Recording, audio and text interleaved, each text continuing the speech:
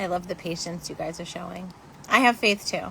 I have absolute faith. This is what Ifa is all about: having a cool head, being patient, knowing that everything will happen in due time.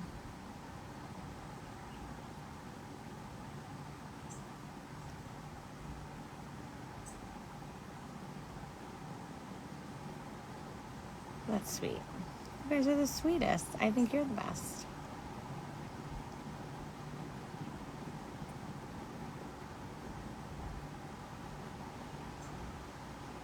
Oh, that's so sweet.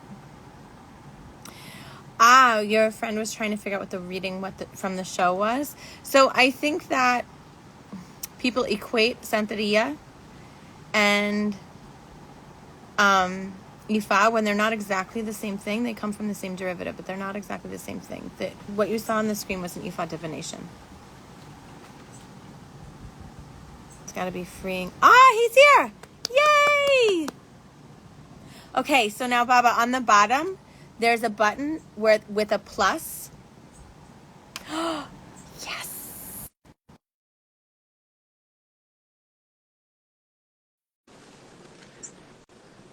I think we got it. I think. Yay!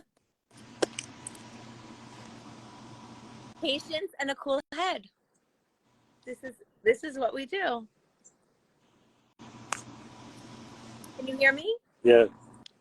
Okay. Hi, welcome. Thank you. How you doing? I'm good. I'm so glad you came to join us. Yes. So we're gonna talk about, what are we gonna talk about? Everything. You want to talk about everything? Let's see who's here. Should we just ask all the questions, or do we want to introduce something? Why don't we start with this, because I think I'm going to do like FAQ in my brain. What are people asking me most of the time? How did I fall into this spiritual practice? How did we meet? What exactly is this that you do? So I think starting with, what is Ifa? Mm-hmm. Well, Ifa is go ahead. Ifa is the sacred oracle of the people of southwestern Nigeria. Is able to diagnose, treat, heal, educate, adjudicate, and be able to help to bring about some type of order, as well as it has a component of philosophy, of culture, of religion, and science. And it's a conglomeration of all the different aspects of being. So it brings a lot of the different things that people normally be looking for. But more importantly, is able to give direction in your life. So Ifa is, it has the different components that help to tune or fine tune someone's destiny, so that they can get in touch with where they're supposed to be going, so they can find their best destiny. Finding your best destiny is so very important, because oftentimes we're just, life does not come with a manual. But Ifa is our manual. Ifa is a way of being able to get in touch with simultaneous time, get in touch with our ancestors, get in touch with our deities, our Egbe, our identical doubles in heaven, our shadow selves, and those things which help us to be able to connect and set us on a pathway by which we're able to connect in a way that is, wholesome and natural, using the elemental forces of the world, the earth, the wind, the air, and the fire, which is very common, which we want to come and connect to the spirit. That is where we are connecting. And so Ifa allows us that type of roadmap by which we're able to have a better sense of diagnosis, a better place of knowing what the elements of the world are. And so it's just natural to go into a much more natural type of environment. So Ifa, falls into anything which is knowledge based.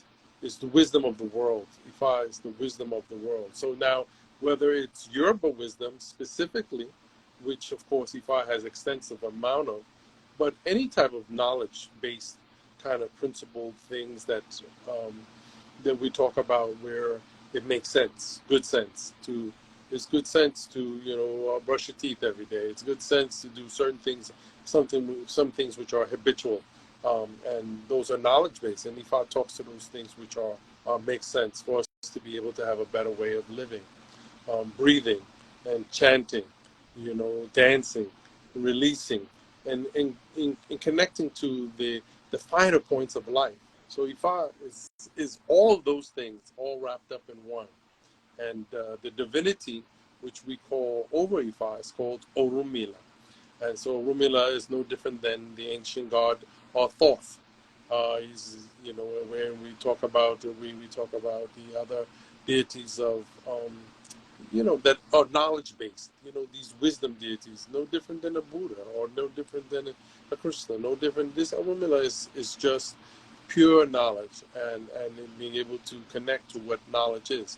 So knowledge then goes in, becomes manifested in Orunmila through wisdom.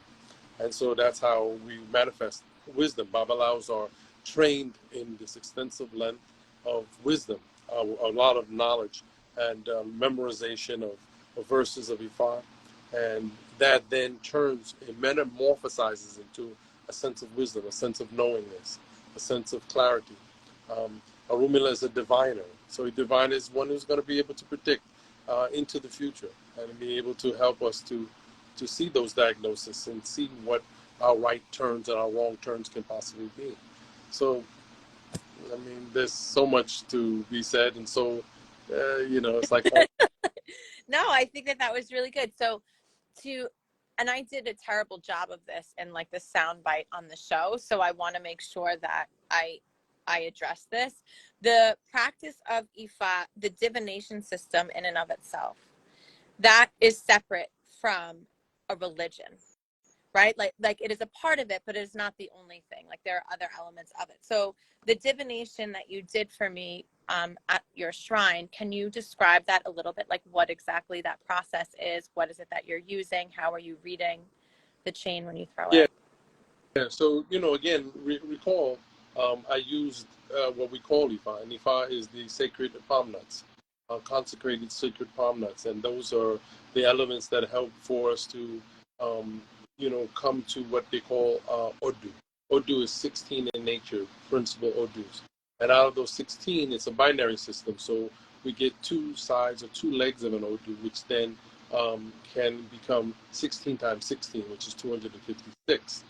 And out of those 256 possibilities, then it comes and it changes, and it can be, about 401 stories or 801 stories. And the 801 says it's not really 800. It's not only is more than that, but it's the quantum number of plus one, the plus one that the knowledge doesn't stop. That we can add on, and Ifa is about adding on and being on. And so part of what people saw while I was making divination for you, of course, you referred to what I was doing as Ifa, or the religion as Ifa, but it's on Orisha worship. There's both Orisha worship and practice, of course, ancestral practice, the practice of Egbe, the practice of worshiping, giving of reverence to one's head and connecting to one's higher self and higher being. The idea of Ifa is simple about that. It's talking about the knowledge of Okwe, the knowledge of the palm tree, the little palm nuts that we come. And Orunmila left those here for us to be able to decipher and be able to come and get in touch with the wisdom. So that's, when we talk about Orisha worship and we talk about Ifa, we talk about the Egbe, we talk about Eshu or sign, and the multiple various divinities that exist. They all are under one thing, God. And so it is just like breaking down the many parts of the Creator and how the Creator, the Divine Creator, and the precepts of the Divine Creator begin to descend. As He is in control of the entire universe, this idea of God is in everything that we see, worship. There's nothing that we can consider that has not been a manifestation of the Creator, of the divine principle. And so whether it's male, female, it's sexless. It's beyond that type of gender specific. Although there is a nature of light and there is a nature of dark. And it's no different from you looking at my hand, that on one side is light and the other side is dark. It is my hand. And so there's this sense of balance, this sense of which people, of course, are more familiar with yin and yang, the sense of balance. And so Ifa is about balancing one's nature in the world, balancing, bringing things which are out of balance into balance, so that we can begin to go into higher spheres of intelligence, as well as having the direction of our ancestors, the direction of our Ori, the direction of our Egbe, our identical doubles, our shadow selves in heaven, of all the different aspects that we are. Because while we are here on earth, there are several different places, maybe 7 to, multiplied by 7, different places we are existing at the same time, different places and different chambers in the world. And there's this idea of this grand matrix. And Ifa is the great matrix system. And so we begin to look at matrix, and we begin to look at, black holes, as they're starting to talk more and more about time and how time doesn't exist, and a simultaneous time going in the front and going in the back, and that our past and the present and our future are all one, and they're all existing at the same moment in time.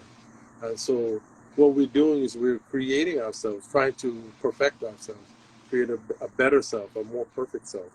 So, that's what Ifa is. That's what the Orisha worship is. That's what the entire kind of short and sweet kind of exposing of all the different lengthy system it is. Why do you think people are so afraid of it? Because the people are afraid of the unknown. There's a sense of magic, and there's a sense of magic and wonder and mystery, and people are afraid of magic. So if you say, hey, I'm a magician, professional magician, I'm able to make things appear and disappear, and I'm able to touch in which is natural laws. These are natural laws. And so when people get afraid, they get afraid of their own possibilities more than anything else. And it's a part of training. Training is, we've been trained to not be empowered. How do we become empowered? Why wouldn't we want to be empowered? How would we not want to be able to talk to our dead ancestors? Why wouldn't we want to be able to communicate with the earth, and the earth be able to respond to us? I always tell a story about one time I went to Philadelphia, and I went to go haphazardly, just had to use the bathroom, and I jumped out on the side of the road. I went to and tried to use the bathroom on the side of the road, and the vibration of the mountain started saying, like, how disrespectful almost. It was like, and I felt a vibration push at me, very, very powerful, and I was like, whoa, and it's something that may, I don't know, it's something that may be, people don't realize that we should have reverence for every aspect of our being. When we touch the earth, we should have reverence. When we touch the soil, the water, we should have reverence. When we take a breath and we breathe, there's a sense of reverence, a sense of joy, a sense of peace, a sense of serenity, a sense of thankfulness. And so when people begin to, and I use this people as a general, because there are some that embrace Orisha culture. There's some that embrace magic, and some that embrace the world. The sense of knowledge, embracing what is knowledgeable. We are our straw person. We are existing within a place and a universe which we are not free. And so we cannot experience freedom or really true sense of bliss, true sense of joy, true sense of happiness, if we don't get in touch with our true sense of being free, absolutely free. That, that we can, let go and let God. And because we're not in control. And so, my thought is, more than anything, is training. It's ignorance, that we are a sense of non-knowing, that we are dealing with so often with people, that it's so easy to say, and oh, that's negative, or that's against God. And no, what is against God when God is everything? How can it be against God and He's everything? If God made things, then how is it against God? Yeah. And the way that you explained it with the connection to nature, for me, like, my origin is in the yoga practice. That's where most of my spiritual practice comes from. And Ayurveda is earth, water, fire, air, and ether. And how do we engage with those elements outside of us that also live inside of us? How do we find balance? Like, the goal is to have balance. And so in all of these practices, even Catholicism, even Christianity, there is a role for water. There's a role for a candle, right? There's a role for a table. There's a role for flowers in nature. Like, there's a role for all these same elemental things in all of these traditions that people practice. But people are, I think, very much used to what they know and what they've been conditioned to believe. And so they're afraid of considering that something else could be possible, because that's considered blasphemy, or that's considered sacrilegious, or there's this fear that if I explore this other thing, that somehow I'm going to be hurt. And I think that is interesting. One of the things that I wanted to talk about while I have you here is what you want to do on our retreat. And you called me the other day when I was promoting this Cultivating Joy retreat. And you were like, I want a job on the retreat, but you can't call it Cultivating Joy, because joy brings pain. So explain a little bit of that. I know we're going to do a whole workshop on it, but what does that mean? Explain that a little bit so that people understand that. There's a connection to joy, and there's a sense of opposites and bringing opposites. And the opposite of joy is absolute pain. And anytime you call upon joy, you have to deal with pain. And people have the hardest time with really trying to, I've seen my goddaughter, one of my goddaughters, her daughter,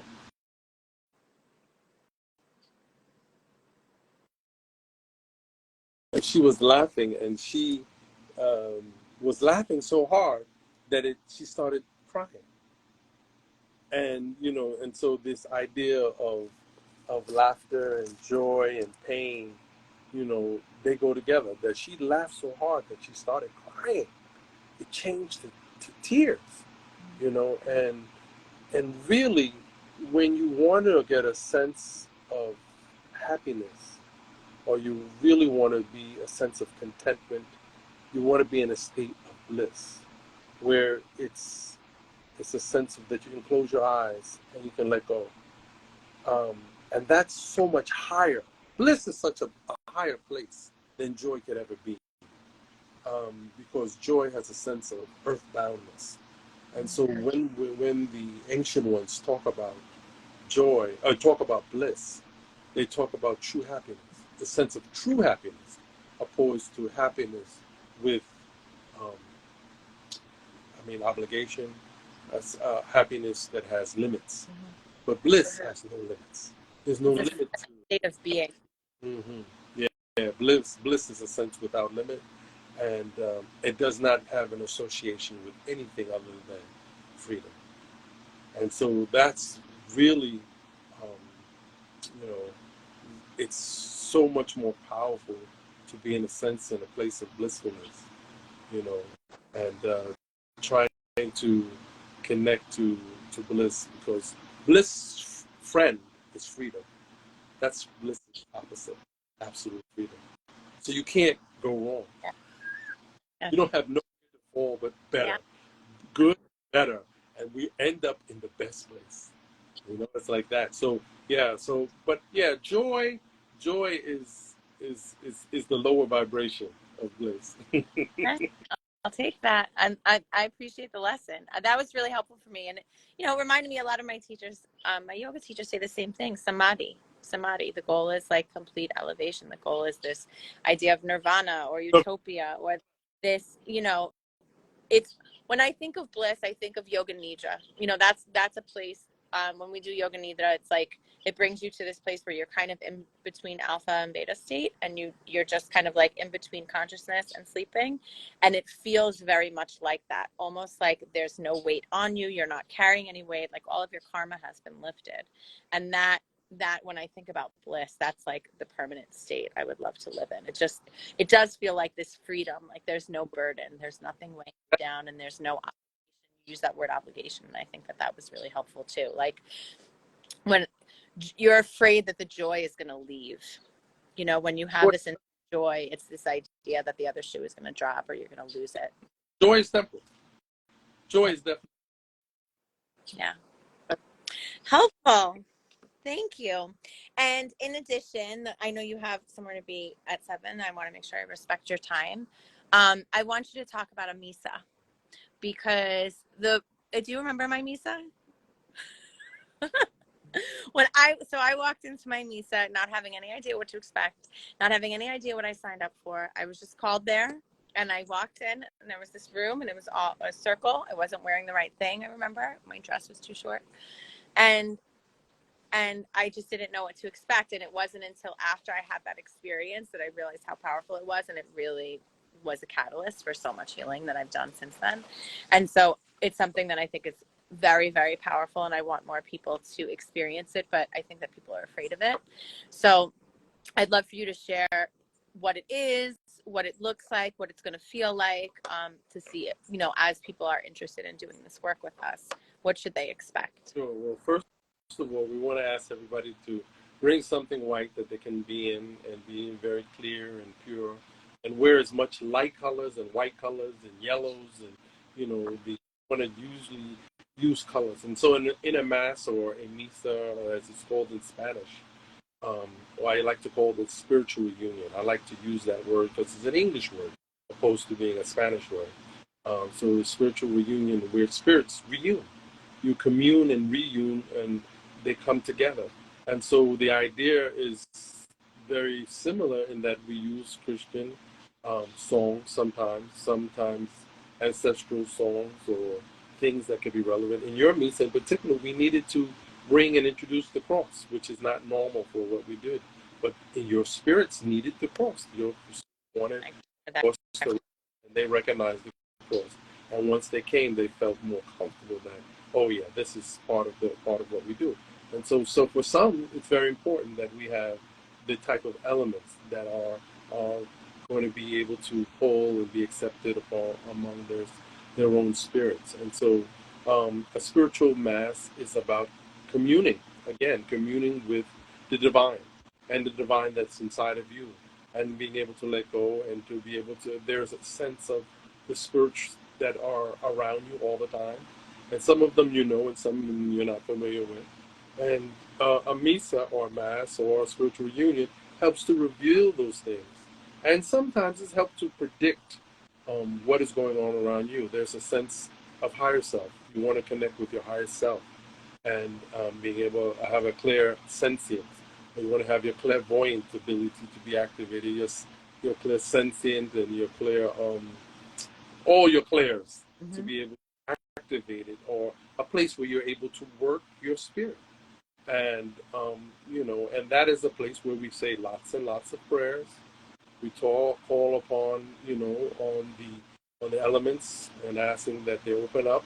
And we call the Archangel Michael, Yariel, Uriel, Raphael, Enriel, and we keep going on until we call all the archangels to be connected to our centers. It's also a place where, some people who are very good at meditation always excel. So those who are yoga practitioners always excel within a mass because it's an active place. Meditation can be a little bit less active. And so this is active meditation, active where we deal with songs and we deal with the spirit of what is around people. And so this is it's another way of expressing spirituality. And so again, seance is what people normally would call it, a seance. And so they're familiar with that word. So like, oh, spooky. Again, ooh, seance, we're going to have, things moving or something like that. But no, and that's not the central focus or the idea. But really it's about getting in touch with our spiritual guides and guardians and talking to them and having them talk to us and commune with us. Because we are spiritual electromagnetic beings.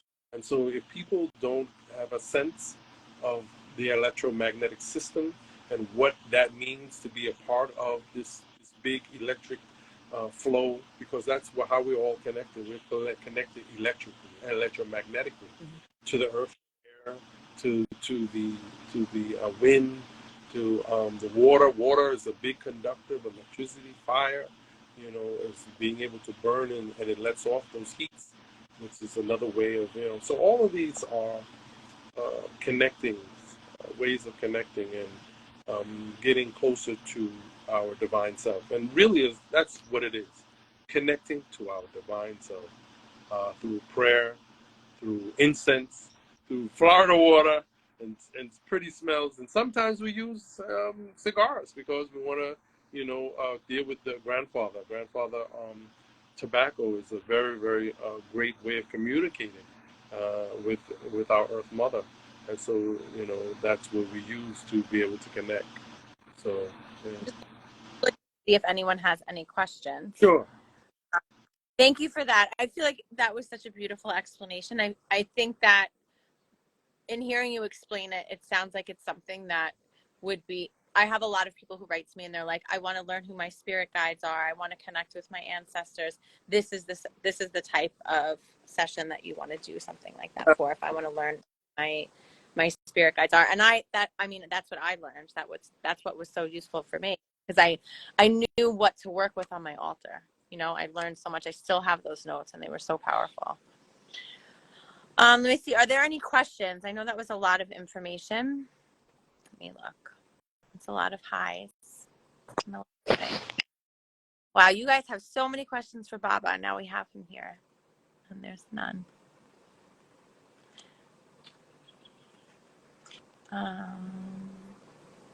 Is there anything else you want to share while I'm waiting, or before we go? Anything else? I'm, very, very excited about this retreat. I mean, this is an opportunity that I think people are going to have an opportunity beyond their even thoughts to be able to connect with their higher self in a place where they can recharge and re-energize, and a sense of coming into themselves. And if they're willing, it's a place where they'll be able to grow.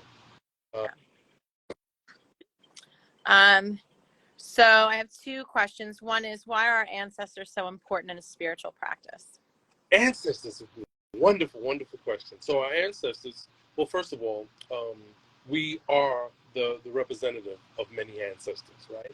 So if you go 8 generations back away from yourself, you're at 256 people that it took to create you. So we are representative through our DNA, our bloodline, everything. We are a conglomeration of the ancestral memories. So our ancestral memory is why we want to connect. And so the traumas of our ancestors are our traumas. The learnings, the teachings that our mother and father learned were from our ancestors. And so everything, we are the representatives of our ancestors here today. And that's why when we really begin to consider, the people or humans or humankind and other people in the world, they're just our brothers and sisters, because ultimately we all are connected. You look at what are ancestors, and then you look at, President Obama, President Clinton, and President Bush have a common ancestor. Well, what does that mean? That's kind of strange to think that very, very different backgrounds, different places where they live, but they all have one single female common ancestor in common, a grandmother. So, what is that? That means that somehow we're all interwoven, interconnected. A black man or your Englishman or, whatever. It doesn't matter. Our ancestors, it's the same why we talk about ancestors and we talk about the single woman, Lucy, in Africa, and that we're all connected to her, and that we can show through DNA. Well, what is that? That shows that there's a common thread, and that if we go back far, far back, as far as back in our ancestral line, we'll reach God. And that's what we're trying to touch. We're trying to touch into our Godhead, our God likeness. Mm-hmm. So our ancestors, our religion, our practice, our breathing practice, our driving, our language, our color, our skin color, our hair, all of those things are derivatives of the ancestors. And so we are the best representatives, or the best representatives of our ancestors, or we should be the best representatives. That's the goal. Of our, yeah. Someone asked, is it possible to feel a spirit in your presence and know if it is bad or good? That's called discernment. And so what happens is that you can develop discernment over. Yes. Okay. I think that's the same question. Attachments are the killer of all new things. I like that. We are all one with the creator.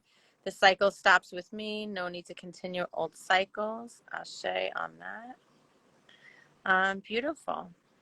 Okay. I think that those are all the questions. Well, that was really helpful for me. This is going to live on my platform, so you can always direct people here if they have questions. And I think I could add you as a collaborator, so it can live on yours also if you'd like. But I really appreciate you coming and taking your time out to do this with me. This was really helpful. I'm really excited that you're going to be on this retreat with us.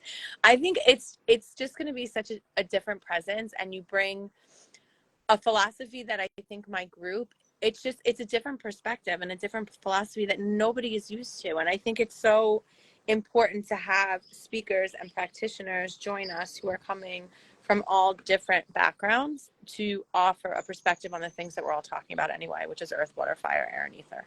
That's all we're all talking about whenever we're talking about our spiritual practices. It's just we're using different language. And I think the more that we talk about how these things intersect, the more that we'll realize that it's just semantics. And the truth is, like, we're all saying and wanting the same thing. We all want peace. We all want, to be independent. We all want freedom. We all want love. Like, we all want a relationship with God, which is really a relationship with the self. Like, regardless of where we come from and what we're practicing, we all want those things. And I think the fact that you're able to come and share that on a yoga retreat is really powerful. We want good things, right? We want good things for ourselves and our family. Yeah, for sure. Well, thank you so much. This has been such a pleasure and such an honor, and I feel so grateful that you came and joined us. I love you so much. And I'm excited to see you soon. I'll be in New York at the end of the month, so we'll definitely connect. Great. Be well. Thank you. You as well. Have a good night. Bye, everyone. Love you.